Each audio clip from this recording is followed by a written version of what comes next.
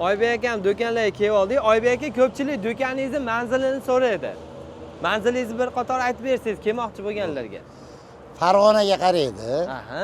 Vodiy deydi ko'pchiligi, lekin bu Qumtepa bozoriga kiradi. Qumtepa- Marg'ilonga qaraydi o'zi asli. Ha? 505-do'kon. Aha, mana kelaverasizlar. Ish vaqti qanaqa bo'ladi Oybek aka? Ish vaqti soat 8:30 dan soat 5 gacha o'qiganmiz ish vaqtini. Qoyil. Assortiment ko'ryapsizlar, mana tashqaridan pushkalar deysizlarmi?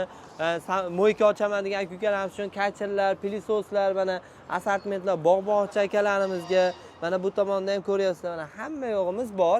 Endi ichkariga kiradigan bo'lsa, ichkarida assortimentni ham bir qator ko'rsatamiz. Do'kon kengaygan, Oybek aka anchagina. Ha, do'kon kengaygan. Yana bitta qo'shdingiz, Bitta qo'shdim.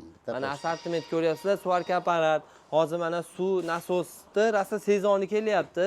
Ko'pchilik uyga qo'yaman deydi va boshqa joylardan suv chiqaraman degan dehqon aka-ukalarimiz uchun ham hamma yo'q bor. Yana bitta narsa siz obunachilaringizga svarka apparat ko'pchilikga aytib berardik.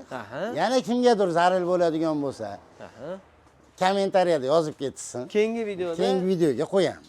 Yaxshilab kommentariy yozinglar. Svarka apparat narxlarini olaylikmi, yomon bo'lsa suv apparat narxlarini sizlarga bir boshdan ma'lumotini beraylikmi? Pastda nomerlar qoldirdik va Oybek akam kanallarini ham belgilab qo'yaman. Obuna bo'lib qo'yinglar, chunki Oybek akam doim sizlarga erinmasdan foydali maslahatlarni beradilar. Do'konda odam o'zi ko'pgina, undan ortini bo'lsa ham sizlarga bitta video qiladilar degan umiddamiz.